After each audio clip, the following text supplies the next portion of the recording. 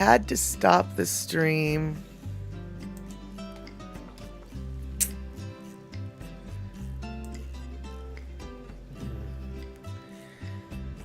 Okay, so I had to stop the stream. Well, I didn't have to, but I did. And then I had to restart it. So I'm thinking you guys on Twitch can see me. Let me check on YouTube. But the YouTube chat is still not... It's not working. I mean, it's working on YouTube.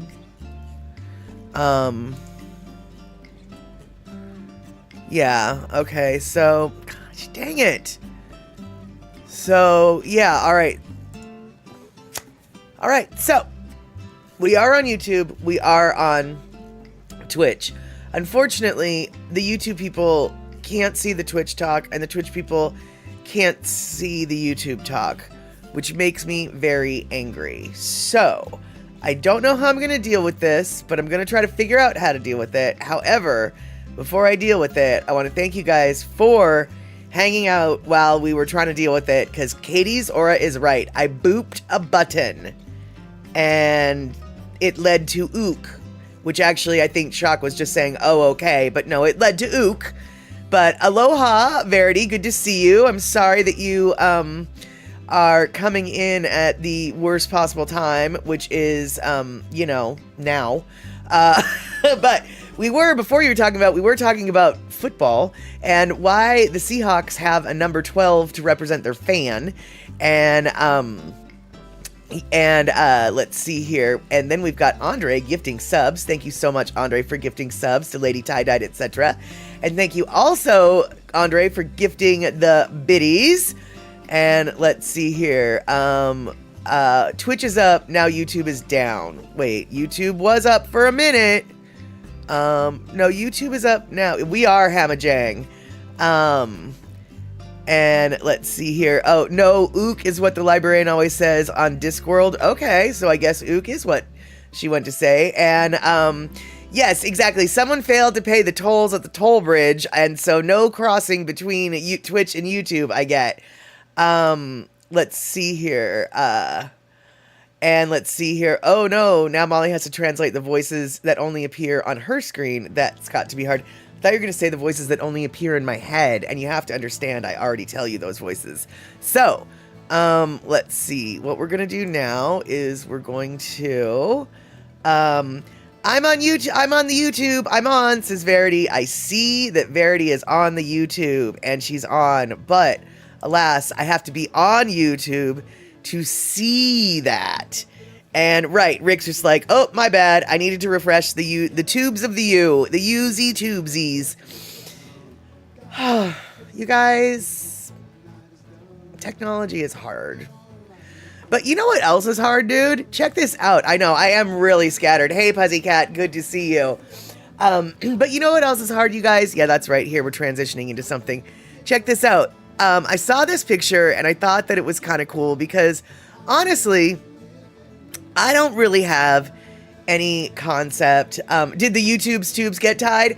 I think the tube might be tied. Absolutely. And, oh, good, Terry. You finally got Indiana Jones out of the Roman catacombs. It was dark down there. And so let's see here. Stream Elements is coming in, letting me know that I'm chattering. But how about YouTube? Why isn't the restreams working on the... Oh my god, wait. Oh my god. No. Wait. No. What?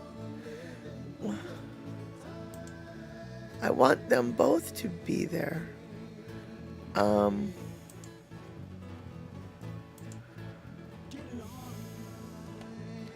It's not letting me do stuff. But Puzzycat says that YouTube's okay, and YouTube is okay, except for the comments on YouTube aren't coming through. So, so I see that Kevin Stokes is here on the YouTube side. You have to switch to your other account, and then your other account is Trail Dust. We do know that about you, Kevin, but alas, we don't see you on the Twitch side, or excuse me, on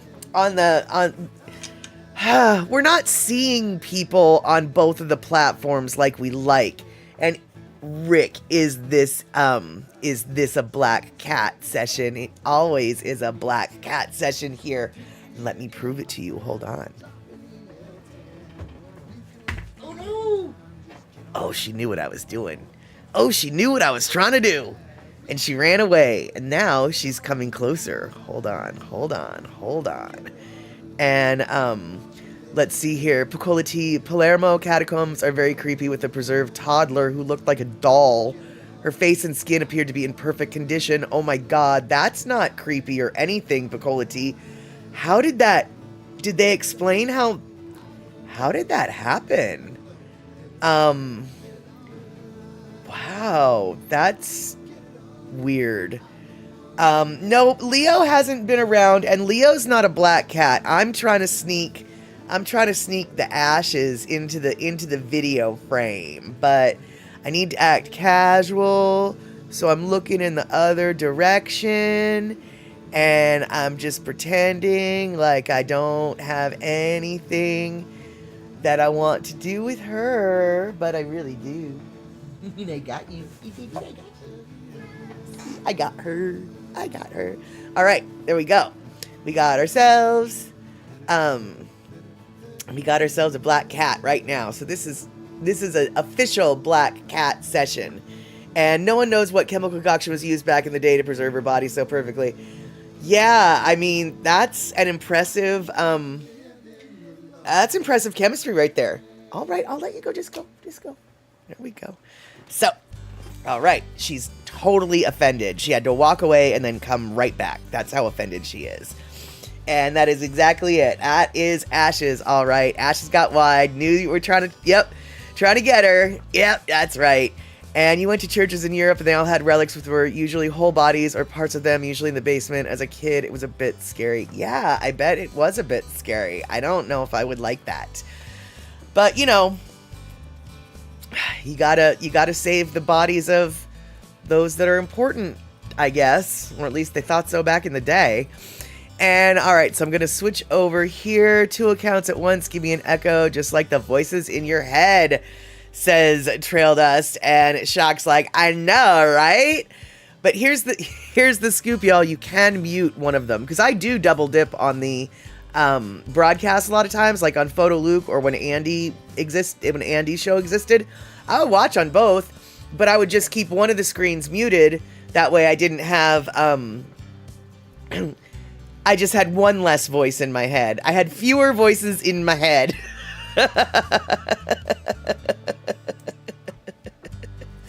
And let's see here.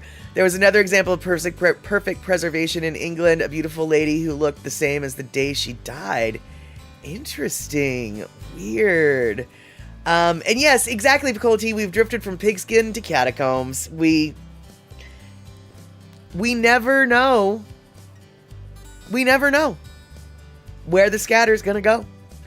And even though it is holiday time and Santa wants to visit, we're just stuck down in the graveyard talking about the physics. Actually, not really. We're talking about chemistry. But I was going for a rhyme, and it was the closest I could come up with. And, let's see here. Shock, was she pretty sick the day she died? Oh, good dad joke, Shock. Good dad joke. And, oh, what was that woman, or no, okay, what was that movie starring Bruce Willis and Goldie Hawn where he kept trying to preserve the bodies of women in his life? I don't think that was Goldie Hawn, and I want to say, like, what, Lily Tomlin were the ones that were dead. I remember the movie. I don't think he was trying to. I think Bruce Willis was like a mortuary guy. And yeah, God, what was that movie? I want to say it wasn't Better Off Dead, because that's a different one. But yeah, I know what movie you're talking about. I saw that movie in the theater back in the day. It's a movie from the 80s, so I have no doubt in my mind that most everybody doesn't remember it. Wait, no, it wasn't Goldie Hawn and Lily Tomlin. It was, I think, Goldie Hawn and Bette Midler maybe? And yes, I think it was Death Becomes Her. Might have been Meryl Streep. Yeah, okay, yeah. Yeah, it was, okay, yeah, see, Meryl Streep, Goldie Hawn, I don't remember who it was. But no, I think, Terry, I think you're right. I think it's Death Becomes Her. Yes, I think Shock is also right. Death Becomes Her. And yeah, Bruce's character used his skills to keep up their youthful appearance. It was Meryl Streep. Okay, yeah. He was like a mortuary guy who is responsible for making dead people look good in their open casket funerals. And so, yeah, they utilized his skills to keep from looking so dead. And hey there, Poppy Shaney, good to see you. I am so stoked that you have been subscribed for 30 months. Awesome. Thank you for that resub. And, Kenny actually playing a dead person in a movie, probably doesn't, I don't know if it takes a big acting stretch, because when their characters were acting like they were alive, right? They were dead people acting like they were alive. So you don't really have to act that. But when you're an actor playing a dead person, like in the coffin or in the dead scene where they find you dead, I think that has to be a very difficult role to play, because you can't breathe. The entire time the camera is on you, you can't breathe. And you better not fart, and you better not burp, and you better not hiccup. You need to be perfectly still. And I'll tell you what, dude, being perfectly still for 5 minutes, or it's not an easy thing to do. It does, I would imagine it would kind of take some serious concentration, right? But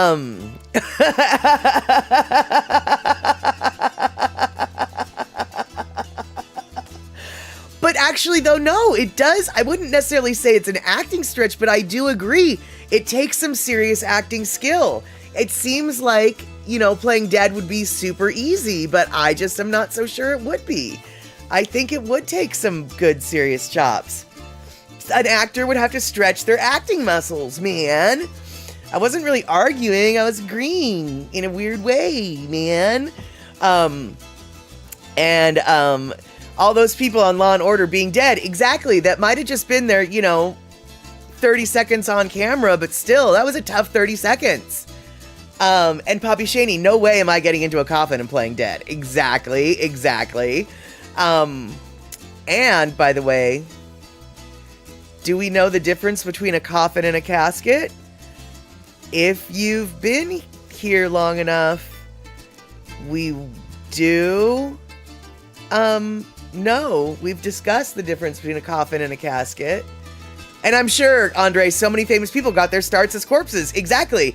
Because, yeah, you're not gonna get the big starring role as your first acting out. So you're gonna get that little quick 30-second dead girl on the corner who the whole show is about. Exactly. And Andre, you are correct. One has hinges and the other does not. But which one is which? Do we know which one is which? I do. Do you?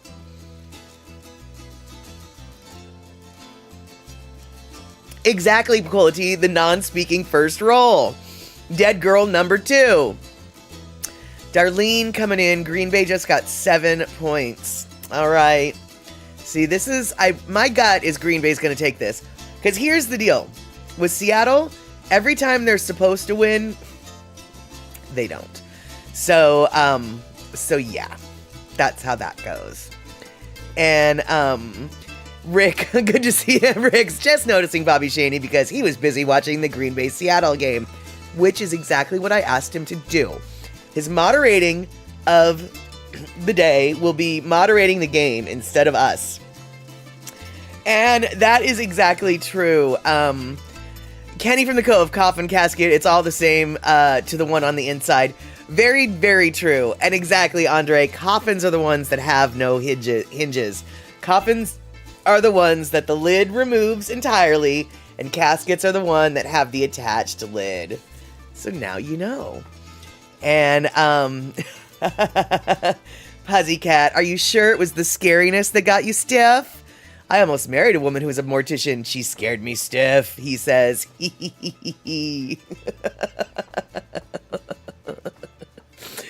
And some farts might contribute to acting dead. Woo! This one is definitely dead. Oh, yeah.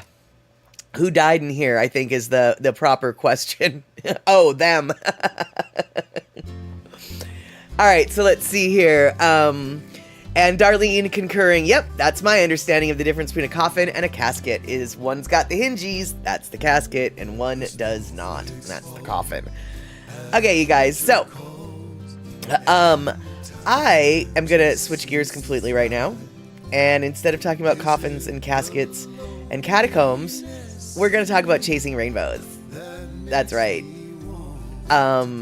Hold on, wait. Cola T, is a dead ringer the bell they installed inside the coffins in case the dead person woke up and wanted out? Well, I, don't know. Like, I mean, okay, let me rephrase this. I've totally heard of that bell, but I don't know if that was I don't know what that bell was called. Was it the dead ringer? And is that how we get the term dead ringer? I don't know. But I do know that back in the day, they did accidentally bury people, apparently.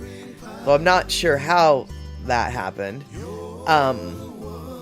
And Kenny is saying, yes, that is where the phrase comes from. Okay, there you go. And Pussycat, you lost interest. You lost her pretty quickly as soon as I found out about her career. Got it. Yeah, that is a little bit of a... I mean, I wouldn't have a problem with dating somebody like that, mostly because I have friends who are in that industry already, but I absolutely can see how other people would kind of trip out about that. Yeah, it is a little morbid, but at the same time, it is a natural... I mean... There's only two industries, basically, that are for sure in this life, right? Death and taxes.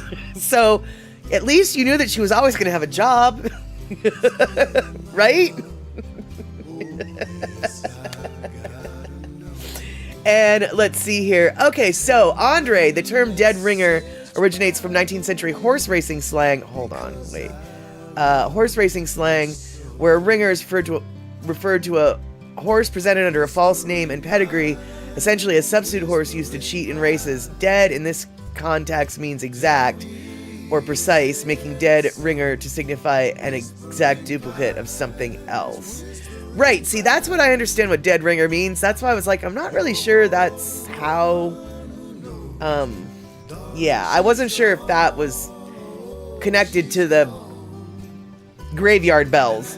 And Goofle, says Rick, says a dead ringer is not directly related to the bell installed inside a coffin. Instead, the term dead ringer originates from the 19th century horse racing slang. All right, there you go. So, alas, no, apparently, we have just learned today that dead ringer is not about the little bell that was in the coffins. All right, now we know. Now we know. And let's see here.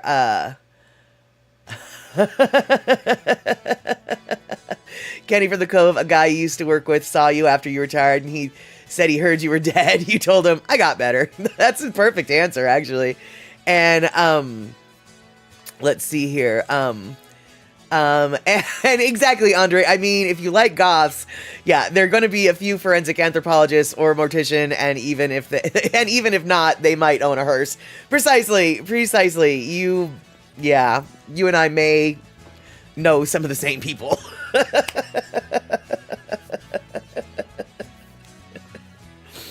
Yep, oops. Am I on topic or have I been scattered? I have definitely been scattered, which is good because I didn't really have a whole lot of topics to talk about. I mean, I do have a couple things up my sleeve, or up the electric sleeve, as it were. But I like this topic a lot better. And Pussycat, if there's a bell in the coffin, who's going to be able to hear it? I think, I thought that the bell was installed above ground and then there was a string into the coffin that they would pull. But honestly, I've never seen one in real life, so I don't know. But it's got to be something like that, right? Because your question is totally valid. If there's a bell in the coffin, who's going to be able to hear it 6 feet under, right? I mean, yeah. And Andre, ultimately, topic. We don't need no stinking topic. That is exactly precise and perfect. And let's see here. All right, so Andre coming in with a German priest suggested, P.G. Pessler, a German priest, suggested in 1798 that all coffins have a tube inserted from which a cord would run to the church bells. If an individual had been buried alive, they could draw attention to themselves by ringing the bells. Well, there you go. If it was, a panic button, basically. And if it was ringing the church bells, then I dare say people are going to hear them. But I also dare say that's got to be like a lot of ropes if a lot of people died all at once. I mean, after a while, I can only assume they removed the rope from the tube, because even if they were alive, they'd be dead now. But I just have to wonder, would the person in the coffin be able to get the leverage or have the strength to pull the bell to make it ring? Because those are big bells that are kind of heavy. I mean, right, exactly. Shock is coming in with exactly what I'm thinking of. It's just like, church bells are kind of heavy for a recently dead guy. And, let's see here. And let's see here. The movie, The Great Train Robbery, featured a coffin with a bell on it. Yep, never seen that movie, which shouldn't surprise anybody. And at the Ventura Farmers Market, there was a vendor called Death by Chocolate. They used a converted hearse as their vehicle/cart. Yeah, and I've heard of Death by Chocolate, and from what I understand, it was really good, a good bakery. And and Kenny, now you're picturing the Bring Out Your Dead scene in Monty Python's Holy Grail. Well, of course, because we're talking about bells in the coffins, and didn't one of those dead people say, "I'm not dead yet"? Close enough, though. You will be soon, or whatever. So that's exactly the scene you should be thinking of. And a rope was attached to the seat's hands, feet, and head, and ran to a bell above ground. If the person woke up, they could ring the bell to signal someone to rescue them. History: the first patents for safety coffins appeared in Central Europe in the 1790s. The fear of being buried alive was common in the late 18th and early 19th centuries, and was reflected in the works of Edgar Allan Poe. Other safety features: some safety coffins included a tube with a ladder and a cord, so the person could, I guess, climb out. You call BS on the church bells. I just don't understand. I just don't see how they could have the strength and the leverage and the, I kind of agree with you, Shock. I mean, here's the deal. Maybe they made them with the intention of that, but did anybody ever try the design out and see if it would work? I don't think it would. And Poppy Shaney, oh my, you'll be having nightmares tonight thinking about being buried alive. Yeah, sometimes we do that here on accident. I don't know if that's exactly where the term "saved by the bells" it comes from, but that does seem like a very good idea as to where "Saved by the Bell" came from. And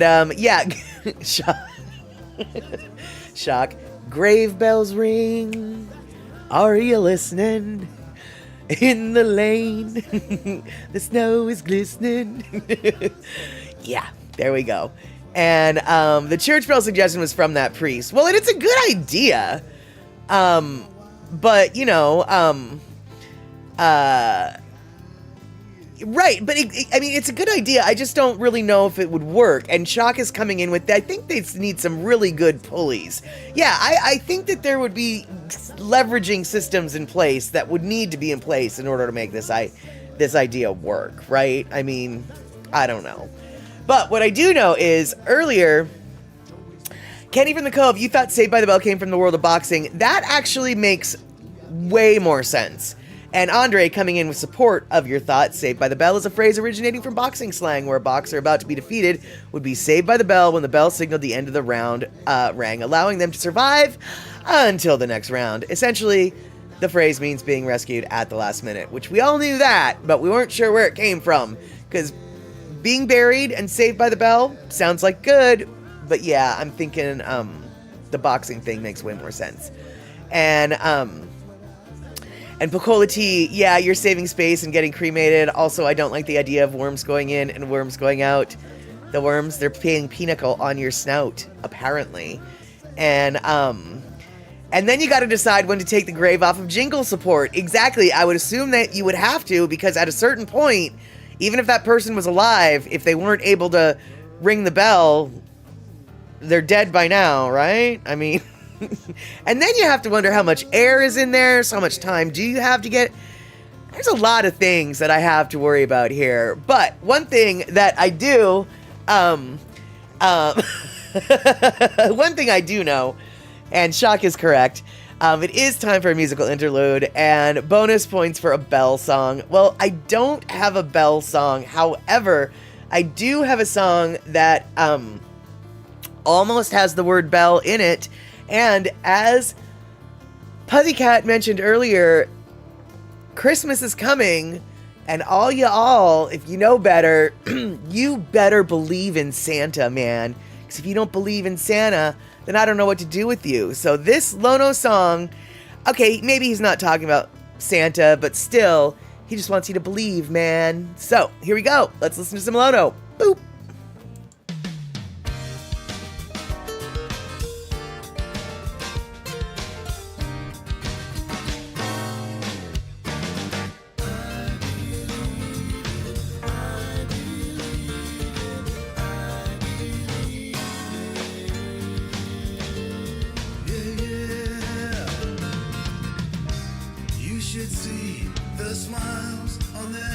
Faces when they tell me to turn down in these places, but I know what they want.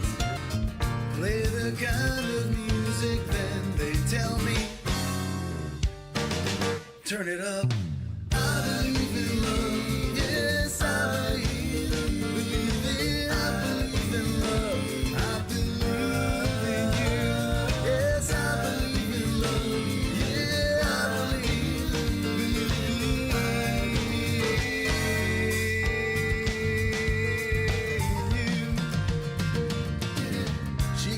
Someone who could make you do all sorts of funny things. She goes out to buy brand new cars and diamond rings, but I know what she wants.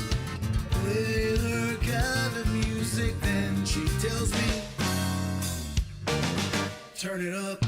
I believe in love, yes, I believe it. I believe in love, I believe in you. I believe in love, yes, I believe in you.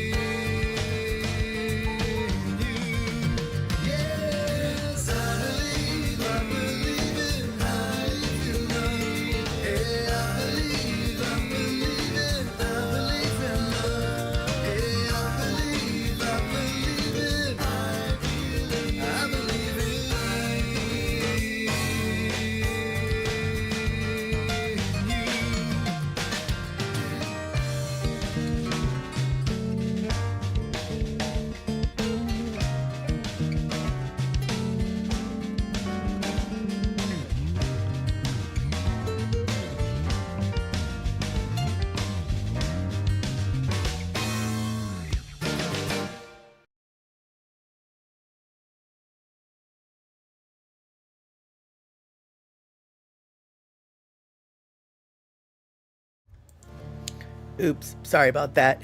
Hey, Terry in Scotland, thank you so much for those 1,000 biddies. $10, 1,000 biddies. Yeah, thank you so much. And let's see here. And let's see, what do we got here? Talking about the game that's going on. Hey, Rick, the Seahawks play for Emerald City, so I guess the loud green is representing.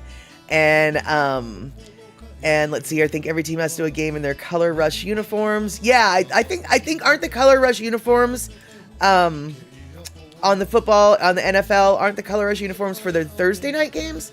Or was that just one season? I thought the Thursday night games were when they wore the Color Rush uniforms. But I don't know. Maybe they're wearing them now, because I'm not watching the game yet, so I don't know what's going on. I mean, I do know what's going on thanks to what you guys are saying, and what's going on is exactly what I thought would be going on. The Seahawks are not playing well against the Packers. I don't know why. I was confused when people were like, no, they're going to win this game. And it's like, no, they're not.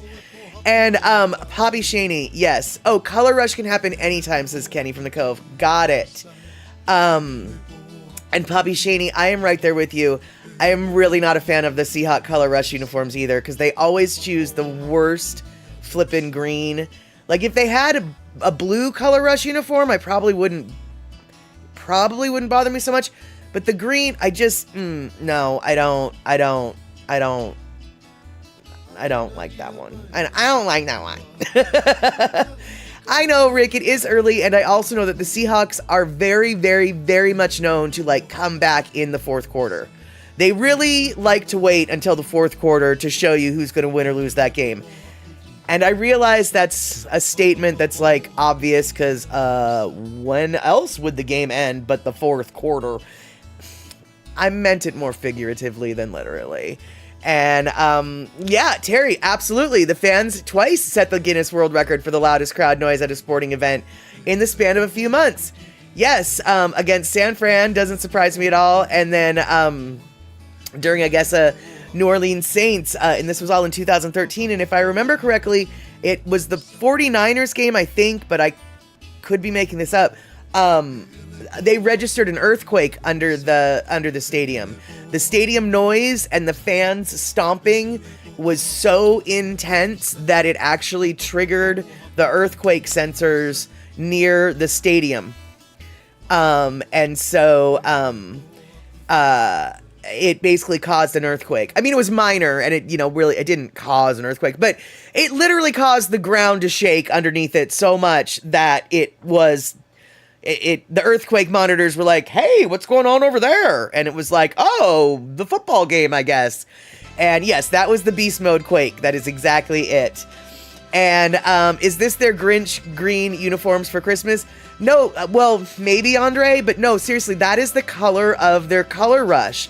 The Color Rush uniforms are always that awful Grinch green, which is why I don't like it.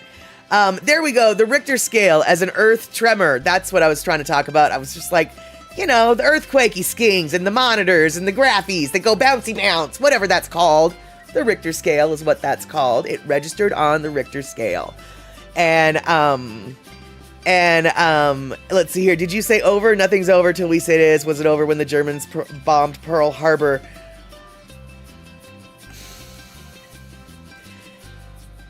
I know that's from a movie. I can't remember what movie it is, but I feel like I've seen a clip of that movie, and I feel like Shock is the one who shared me that clip of that movie. And I don't remember what I'm talking about. Oh, it's Animal House. Oh, then it's definitely not the movie. Yeah, no, that's definitely not the movie I thought it was. Never mind. I've never seen Animal House, so yeah, it's definitely not the movie. All right, then. And Andre, you had a little tornado in Santa Cruz. Oh, weird. I hate it when random tornadoes show up in places they are not supposed to be. We've had tornadoes up in the Pacific Northwest a couple times in my life. Usually they're over the water, so they just turn into water spouts. But some of them wreck buildings. And, we're not used to, we don't have tornado shelters. We don't have basements. Not all of us have basements to go into around here. We definitely, don't have, if there was supposed to be a tornado in my neck of the woods, I truly have no idea where I would. All of my rooms have windows. I don't have a bathtub. Like, every place they say you should go, be safe there. Try and be as safe there in there. Yeah, I all of those places I don't have. I mean, I guess I'd have to go in my closet, because that's the closest thing to a room with no windows. I don't know what I would do. And let's see here. Andre, we had a tornado warning covering San Francisco for a few hours, but it hit Santa Cruz and knocked over cars and power lines. Right, exactly. Molly, did I know the term Color Rush uniforms before it got mentioned here? I did, Kenny. I've known about the Color Rush uniforms for a couple seasons now, and I don't know why. But I do know that I knew about them before this. And the Waku is your tornado shelter. Actually, Andre, to tell you the truth, the bar at the Waku actually might be one of the safer places, because it has no windows. There's other rooms all surrounding it except for on one side. So I know you're being facetious. I 1000% know you're joking, but actually, you bring up a good point. And maybe I might go there. Right. It's got booze, it's got food, and there's no windows. I think I'm okay with that. And so Andre, Puzzycat says that's the first time San Francisco ever had a tornado warning. Is that true? Because we've actually gotten them up here before, and it's really scary because I don't know where to go. And Kenny, look at me, turning into a sports ball chick. He's so proud of me. All right, there we go. And Andre confirms, indeedly do. That's the first time San Francisco has gotten a warning for that type of thing. And Darlene's coming in with Seattle just got 3 points. So 3 points is good.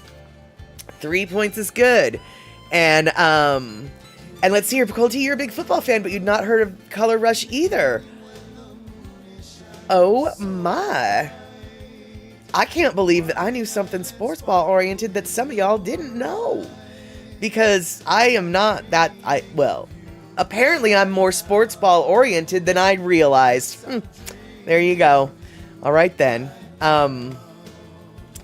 And let's see here. Let's see if I missed something that, and eMusic, there's been tornadoes in the city surrounding where you live, but not here. Yeah, dude, you're super, you're super stoked, just like I am, basically. And Rick, 2 days ago, we just had a lake steam devil, like a dust devil, but over water. We call those water spouts, or is a water spout different than that?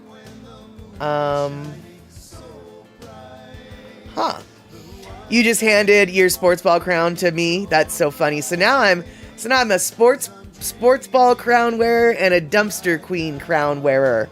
I've got so many crowns. I know about Color Rush, so I'm fancy.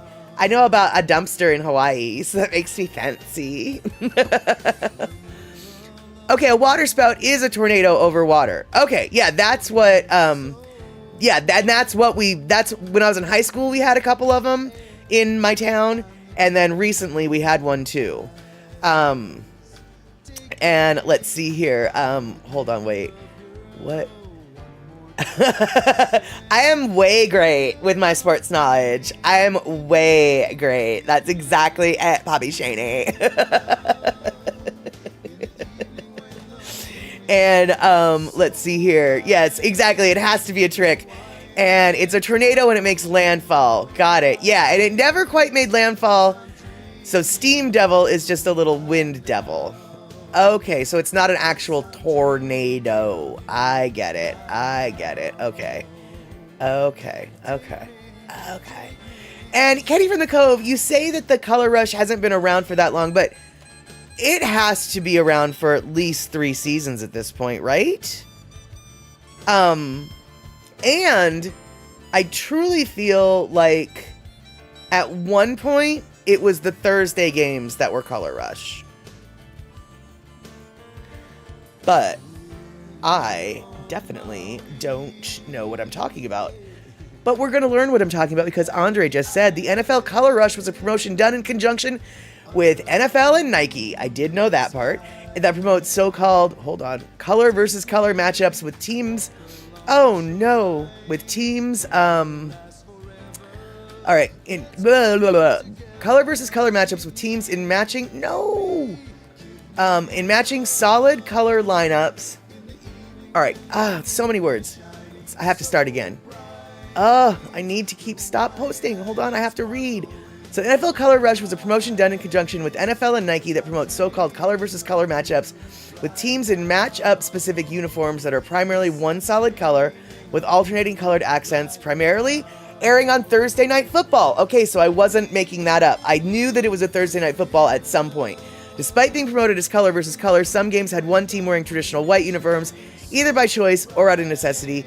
The uniforms did not count against each team. I don't know what the uniforms do not count against each team with. I don't know what that means. And so a Sharknado is on land, whereas in the ocean the sharks are what? I don't know what the Sharknado over the water would be called. And then continuing with the Color Rush, the games received mixed responses from fans, with some praising the NFL for changing up their games in terms of uniforms, while others criticized the promotion for some of its garish uniforms. They were garish. The promotion was officially discontinued for the 2018 season, but many teams continue to wear the Color Rush uniforms and promote them heavily, notably the Cleveland Browns, the Seattle Seahawks, Dallas Cowboys, Pittsburgh Steelers, Buffalo Bills, and Los Angeles Chargers. Got it. Okay, so that makes sense. That totally makes sense then. It was a Thursday night thing. They discontinued it, but some teams are still doing it, which is why now those teams, those uniforms might show up whenever. I completely understand now. I mean, I don't completely, but I will say this. It came out, or it was discontinued in 2018, which means it happened for at least one season, so 2017. So see, you guys, the Color Rush thing has been around for quite some time, in my opinion, right? And I agree, Kenny, some of the I totally agree. Some teams have truly hideous Color Rush uniforms, Seattle being one of them. Cannot speak to Chicago. I do not know about Detroit. I do not know about Kansas City, but the Seattle Seahawks ones is just Grinch green, and I don't like it. I totally don't like it. Don't get me wrong, I love green. I love the color green. I live in the evergreen state. I love green, but I don't like that green.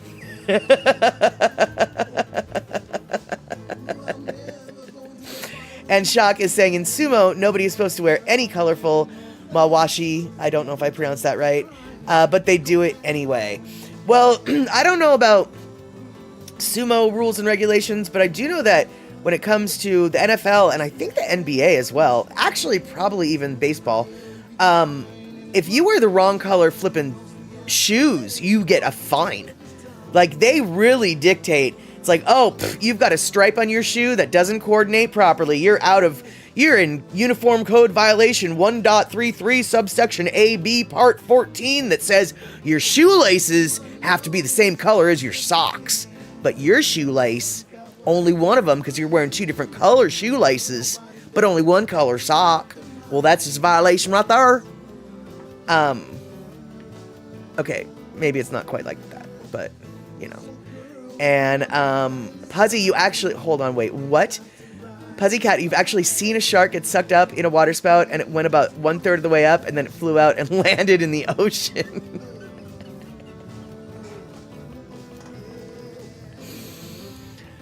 So Sharknadoes, in theory, could exist. Wow, I thought that was the dumbest.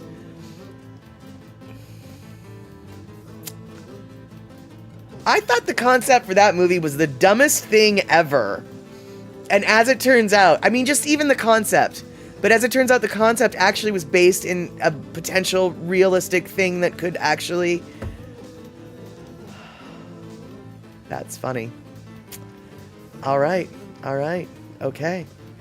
And yeah, Puzzycat's seen some Florida Man stuff, even in nature. That is exactly it. And speaking of nature, you guys, and hold on, wait, I've got a comment on what Kenny just said. The ugliest thing I've seen in the NFL is the Detroit Lions throwback helmet. The line on those helmets looks like it was raised vegan.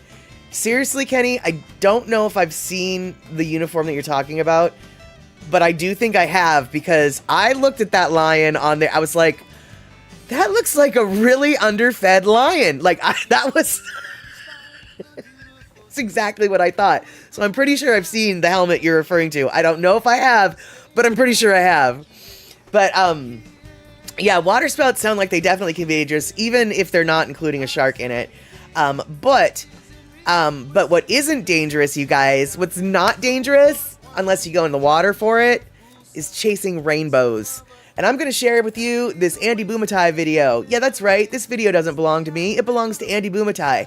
And why am I showing it to you? Because I miss Andy Bumatai, and I want him to come back online soon. And I hope that he will. But since he is just putting out videos right now, I want to share this one with you, because you see right at the 2 minutes 7 second mark, if you look real quick, you will see the house that I grew up in.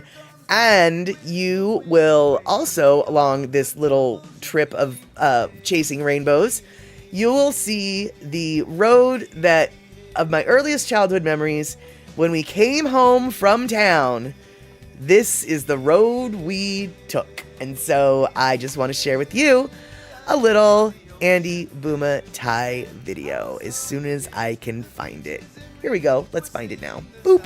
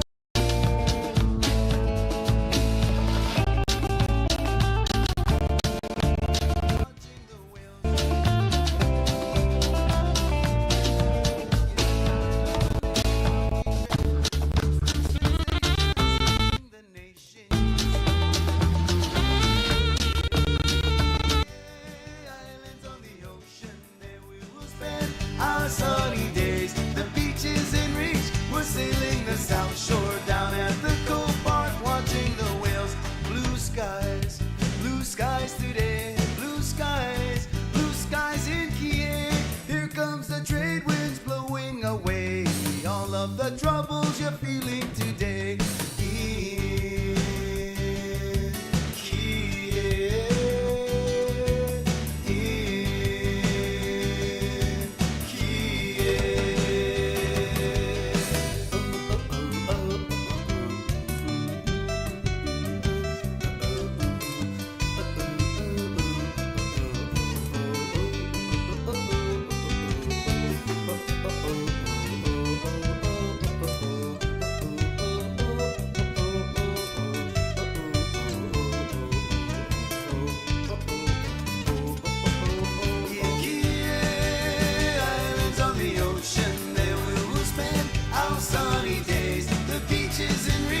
Sailing the South Shore down at the Cove Park, watching the whales in Key Islands on the ocean. There we will spend our sunny days. The beach is in reach. We're sailing the South Shore down at the Cove Park, watching the whales. Blue skies today, blue skies in Key.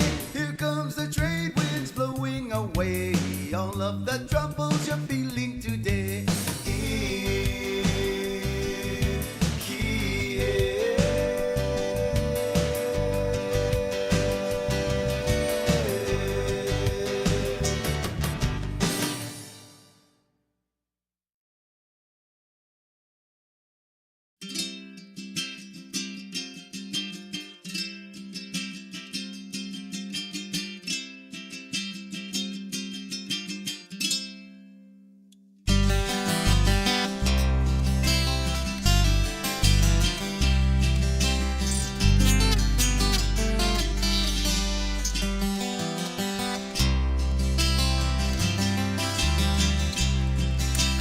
Okay, I'll tell you what, that was the most awkward video that I think I've shown in a really long time. First no sound, then the sound is choppy, then I added the sound, then I realized for some reason I have it marked being on loop, so when it ended it just started all over again. Didn't mean for that to happen. I am sorry about that, you guys, but still a beautiful video. I think we can all agree. That section of the island is one of my favorite sections of the island, but another super awesome section of the island with amazing beaches is on the other side of the island. That is the Ka'ava side, the Kaneohe side, the windward side, the leeward side, you know, the western side, where Nanakuli and Waianae and Yokes is another great drive. And as we were here watching, yes, the music is still there, Terry, because that is the music that's usually in the background, but I upped up the volume, pumped. Wow, yeah, let me try this one more time. I upped the volume during that video, and now I just turned it down a bit, so hopefully it won't be overwhelming. And check your background music sound level, please, says Rick. I have just lowered it again. I don't know if it is acceptable, so we can still do testing, or we can leave the levels as they are. But what I can say, though, or what I was trying to say is, Andy literally just released another video while this live stream is going on. And that video is a video of him on his motorcycle going out west side towards Yokohama. And I think that, I haven't seen it yet, but I think that it is going to be a good ride, because I've taken that ride before, thanks to Michi Mama. And beautiful side of the island. Andre, you want to go to Nanakuli and Waianae? Well, it'll take a plane ticket. But before you take the plane ticket, you can totally, excuse me, you can totally take a ride with Andy as of just a few minutes ago out there. So you can go there in person and go, hey, man, I feel like I've been here before, man. Because I'll tell you what, man, thanks to Andy's videos when I was driving around Oahu 2 years ago, I can't tell you how many times I turned a corner and I was like, I know exactly where I'm at. Hey, there's Gulick Avenue.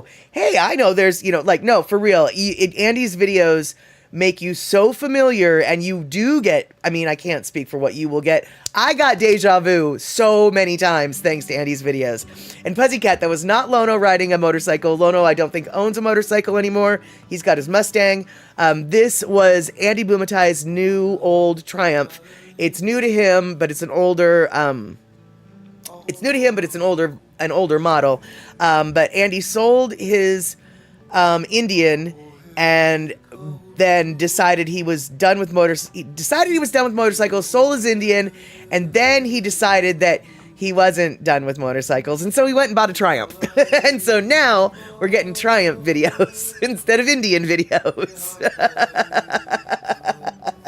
And there you go, Pussycat, you have a Mustang too. I don't remember what year the Mustang is that Lono's got, but I'm fairly certain it's the only one on the island. And so if you do ever go to Molokai and you see a Mustang, a relatively new Mustang, you'll 9 times out of 10, it'll either be Lono or it'll be his wife that's driving that car. Pussycat, Lono has good taste. There you go. And Thomas the Turtle, exactly. Your first girlfriend lived at the Mauka end of Gulick. I started when I was out one day, literally chasing rainbows in the metropolis area of the Honolulu urban sprawl density where all the housing is or whatever, where the regular folk live. I had a lot of time to kill. I was waiting to catch my flight that night. I had checked out of my hotel room. I had nothing to do but drive around in my rental car. I went to the Bishop Museum and did other things, but I had nothing to do. So I was literally chasing rainbows. And I happened to find Gulick Avenue. And so I went Mauka as much as I could. But then Gulick Avenue got to be like so narrow, and it looked like it was kind of like a private lane. And so I didn't go that far up there, Thomas the Turtle. So I think you probably know where I'm talking about. But once Gulick, when you're heading Mauka, it turns into a 1-lane road, and it really sort of looks like, I don't know if a rental car needs to go up there. So I didn't, and so I didn't, and so I went Mackay all the way to the dumpster, and where I left an offering, and it was a beautiful time. But then afterwards, I continued chasing rainbows, and I ended up finding a sacred spring, freshwater spring, in the middle of this urban area, and there's a park all around it, and there's wild chickens, etc., etc. And I wanted to move there. I still want to move there, and I've been keeping track of real estate prices in that neighborhood ever since then. And it is my dream to live near that sacred spring. And Thomas the Turtle, family compound at the end. That's exactly the impression I got, was like, this is a driveway for not me. So yeah, I didn't go up that driveway, but because I was like, I'll bet you a family. Yeah, no, I don't need to go up there. That's not for me. So I didn't. And it's good to know that maybe that was a good decision. And Kenny from the Cove, exactly. About Andy. Andy was done with motorcycles, and then he decided he was done with being done with motorcycles. Exactly. I think that's the correct timeline of events. And Andre, exactly, it would be great to say, yes, I was led to my house by Rainbow. It was like a dream. Dude, seriously, man. That day that I chased the rainbows, I found some magical stuff. And as Andy says in the title of that video, he's chasing rainbows.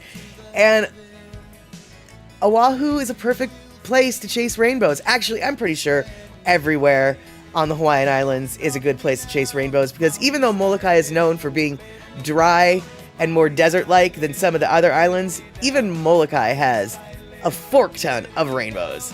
And let's see here. We're talking about sports ball. The Packers just intercepted a pass, took a touchdown attempt away from Seattle. Packers just intercepted one in the end zone. Only 3 minutes left in the first half. Well, we're a second half team, baby. We're a second half team. I mean, I don't have any hope, but that's okay. And Darlene, we saw so many rainbows when we went over the island. So pretty. And Picola T, I love that there's a rainbow to see every day here, precisely. And eMusic, Hawaii should be called the Rainbow City, says a guy there who follows. Yeah, it really should be. It is, man. It is. It is Rainbow City. It is Rainbow City. And all right, so let's see here. Now that we've talked about rainbows, what else we can talk about? Oh, I know what we can talk about.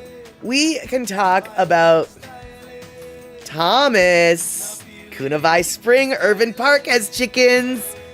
Thomas, that's the sacred spring I found. That's exactly the sacred spring I found. And in fact, I doubt you can see this, but I'm gonna, can you see? No, you can't. Let's see here. Okay, can you see? Hold on, I'm not sure if that'll help. Nope. All right, can you see my telephone? No, you can't. Anyway, this telephone has a tree canopy. I went like this and went click, click, click. And this tree canopy is from that exact park. I take that park with me wherever I go on my phone because I love it. And Andre, you always see a rainbow in Hawaii because they're on the license plates. True, but those were not the rainbows I was chasing to Kunavai Park. And yeah, Kunavai Spring Urban Park is exactly what I found, and it was a magical place, and I just fell in love with it. So there you go. I went scatter again. That's exactly it. And Terry in Scotland, avoid must-win games against the Packers. They always get their ass hairs up when the chips are down. And the thing is Terry, the Seahawks also always fail at every game that they're like, oh, they're supposed to win. Statistically speaking, they're gonna win. The Seahawks are totally gonna win for this one. Oh, they're gonna win. They're gonna win. They never win those ones. Ever. And apparently the Seahawks were supposed to win this one. And as soon as I heard that, I was like, oh, no. Oh, we're not gonna. No. And also, Andre, yes, this is the phone that survived the trip, not the phone that committed suicide off the building. But let me just make it clear. The phone didn't commit suicide. The phone was pushed. The phone was pushed by a gust of wind. That phone was perfectly happy. It had no reason to commit suicide. I'm telling you, it was pushed. It was pushed. I'm telling you, it was pushed. Did I go to the nearby Liliha Bakery? No, because I'd already been to not the original. I drove by it multiple times, Thomas. I considered even stopping in, but I was catching a flight. I didn't really want to carry sticky stuff on the plane, and I had already been to the Liliha Bakery down by off Nimitz. And so no, I didn't go to that one, but I should have, because that one's the original one on Liliha Street. And I really should have, but I did not, which is just another reason for me to have to go there again. It's no big deal. I will happily do that. And, but let's see here. Oh, yes. Here's what I want to talk about. So you guys, check this out. Today is December 15th, and yesterday is when, December 14th, is when the window for the Eddie Invitational, the Eddie Aikau surfing competition, the window for the competition being called started yesterday.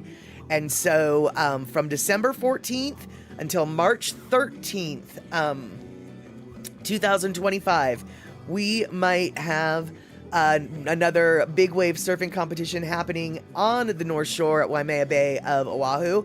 It just started, like I said, the opening day, or the opening window period, started yesterday, but the opening ceremonies happened earlier this week, last week, I think. And here is a little bit of a news article, a news segment about it. Boom. The opening ceremony for the Eddie Aikau Big Wave Invitational was held today at Waimea Bay. The holding period for the prestigious event begins next week. Nikki Schenfeld was there today and joins us with more. Well, the Eddie has only gone 10 times since 1985. The last time Eddie went was in 2023 when Honolulu Ocean Safety lifeguard Luke Shepardson won. And this year there are plenty of familiar faces back again, and many new ones too, who are invitees for the first time. Despite the rain, surfers from across the globe came to Waimea Bay for the Rip Curl Eddie Aikau Big Wave Invitational opening ceremony. This is the pinnacle of surfing, big wave surfing, and to get invited to this, you always want to show up for as long as you're, invited. So I'm grateful to be here. Honestly, it was so unexpected. It's such a prestigious event, and I'm so honored to be a part of it. There were many familiar faces and plenty of new and young prestigious events. Surreal is like the first word that comes to mind. Childhood dream. It's something that my dad was able to do back in the days. My Uncle Rusty was able to do. And then to get the call from the Aikau family was just thinking about it at chicken skin. Like all the waves of emotion. I mean, a legacy for my family. For being Hawaiian, for representing the West Side. This year, I get chicken skin just talking about it. Actually knowing that if this event runs, I'll be out in this lineup surfing in it is incredible. New this year, 2 women will be in every heat with the men. When I surfed first wave at Eddie a couple of years ago, it was just history making, like goosebumps, to have women in the Eddie. And Waimea was huge, biggest I've ever seen. So yeah, intimidating, but also honored to be making history. Clyde Aikau also returned this year after battling health issues last year. I had some medical issues over the last year, but you just got to put one feet in front of the other and put your head down and keep it going. The prestigious contest can only go when wave heights reach 40 feet face value and with cooperating winds. And many are hopeful the Eddie will go this year. And the holding period for the Rip Curl Eddie Aikau Big Wave Invitational begins December 14th. From Waimea Bay, Nikki Schenfeld, KHON2 News, working for Hawaii.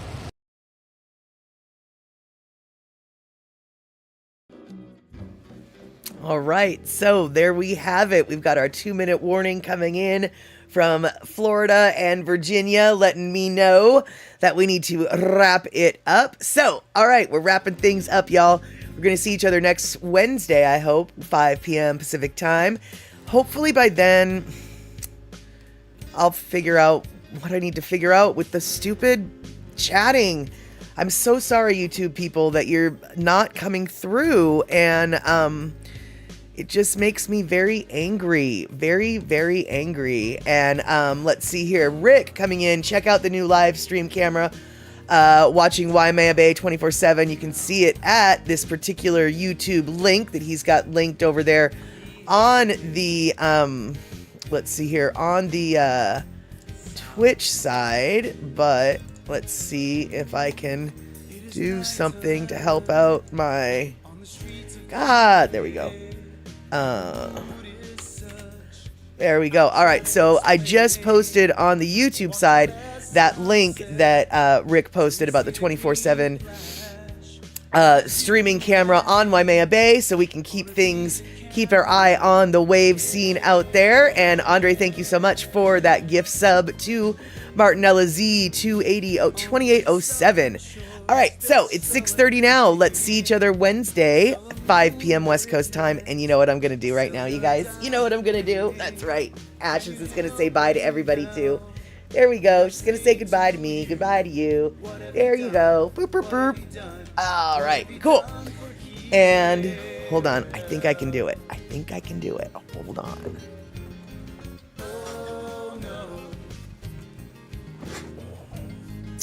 And now we have the double kitty goodbye. I know, we're running late, but I had to get the kitties on board, and this is a little dusty. So, there we go. Oh, there you go.